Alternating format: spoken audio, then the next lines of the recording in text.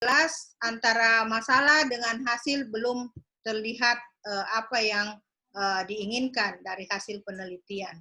Saya kira itu saya, Pak Suardi. Terima kasih. Terima kasih Bu Dr. Helda Ibrahim. Pak Ridwan, masih ada Pak Ridwan kah? Masih ada Pak. Semua Pak ya, Pak, apa yang disampaikan tadi oleh Ibu Dr. Helda maupun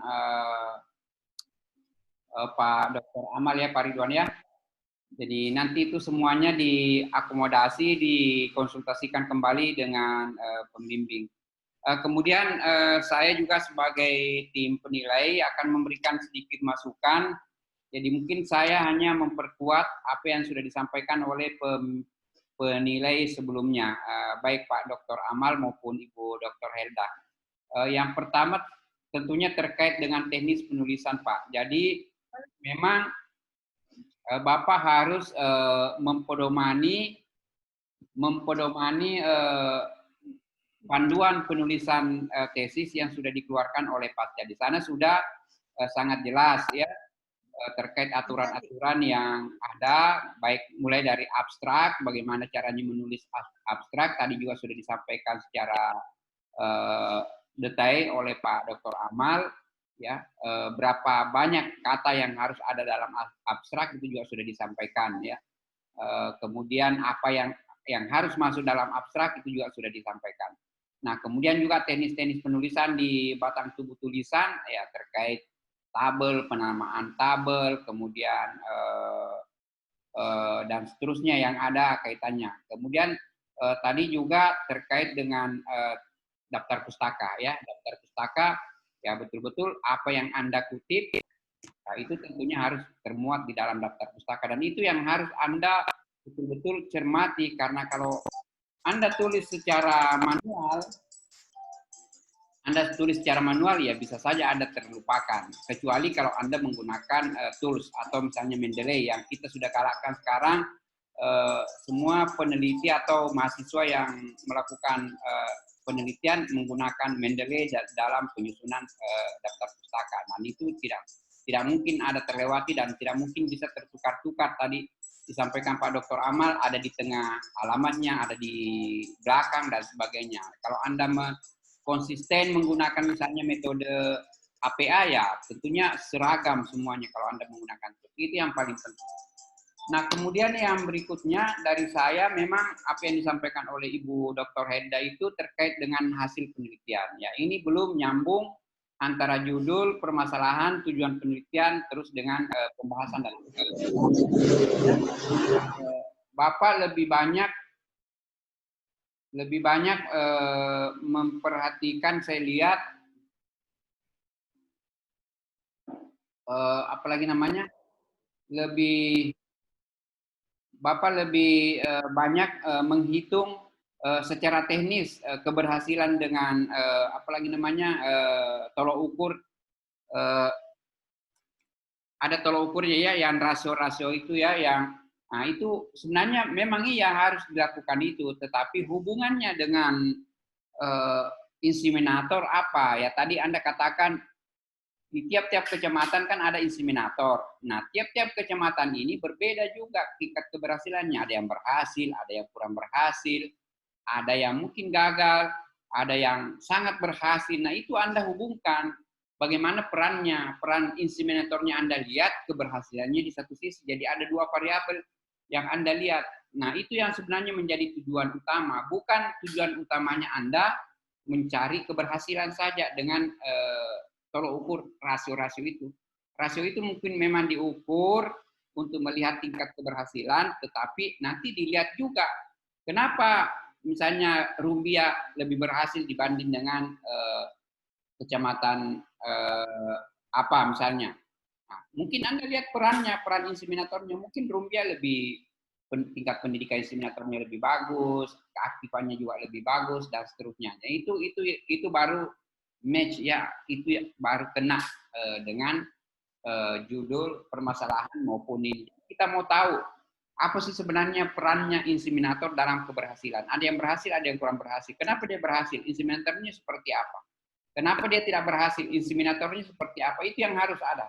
Ini sekarang yang di tesisnya Pak Ridwan itu masih terpisah. Ada perannya inseminator lain, kemudian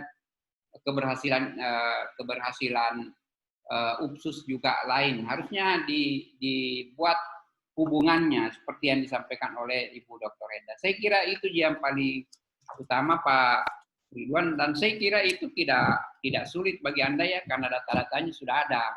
Kalau perlu misalnya Anda melakukan uji Chi-square ya untuk melihat hubungannya. Ada enggak hubungannya keberhasilan dengan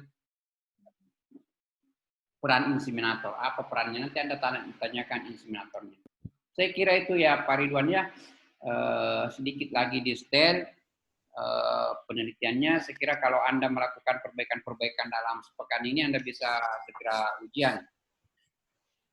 Dan untuk selanjutnya, ini kita mau... Tabe dulu Pak Sardi, karena ada pertemuan MK dengan Mampang WR2. Bisa saya duluan Pak. Bisa. Ini 5 menit Pak ya, karena 5 menit ini putus. Iya. Ya. Oke. Ya, terima kasih atas kesempatan diberikan kepada kami. Saya kira itu memang ada beberapa tadi masukan-masukan yang disampaikan. Tadi Pak Suadi saya sempat menyimak terakhir, kalau dia berhasil mungkin faktor yang apa yang membuat berhasil, dan kalau dia gagal ya tentu ada kelemahan-kelemahannya. Tentu memang nanti harus diungkap itu. Selanjutnya satu hal juga mungkin barangkali perlu kita ketahui bahwa bagaimana syarat ternak itu bisa di IB ya. Saya kira mungkin Anda lebih tahu itu, dan bagaimana apa istilahnya semen ya, semennya itu. Nah, tentu juga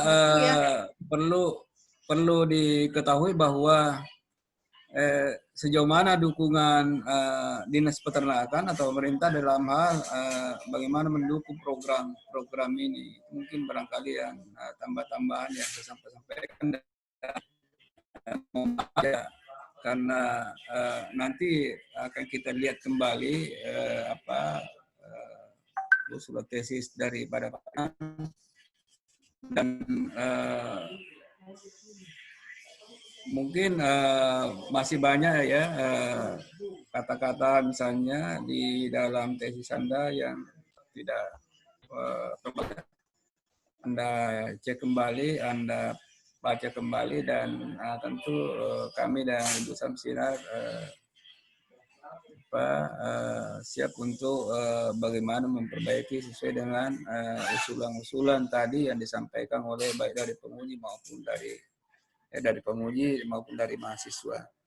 Nah, harapan kita ke depan ya tentunya tesis Anda memang bisa dijadikan dimanfaatkan oleh pemerintah dalam rangka pengembangan anak IB. Terima kasih. Maaf, duluan Bu, silakan kembali Pak Host, Pak Suardi. Ya. Assalamualaikum. Terima kasih Pak Suardi, silakan. Kemudian saya persilakan Ibu Dr. Samsinar untuk memberikan Iya, Assalamualaikum warahmatullahi wabarakatuh. Makasih Pak Suardi. Ada beberapa masukan tadi ya untuk Pak Ridwan. Ya, terima kasih ya atas masukan yang tadi. Jadi memang ada beberapa yang harus kita perbaiki. Cuman yang tadi yang masukannya Bu Helda tentang peran. Jadi kan tadi menurut Bu Helda peran itu bisa mediasi, komunikasi. Tapi kayaknya yang dia cantumkan Pak Ridwan ini menurut saya peran dalam hal ini IB memang sudah seperti itu. Perannya itu dalam menentukan kapan waktu birahi, menentukan bagaimana penetapan semen beku dan lain-lain sebagainya. Jadi saya kira di rumusan masalah pertamanya kayaknya sudah terjawab Bu Helda ya rumusan.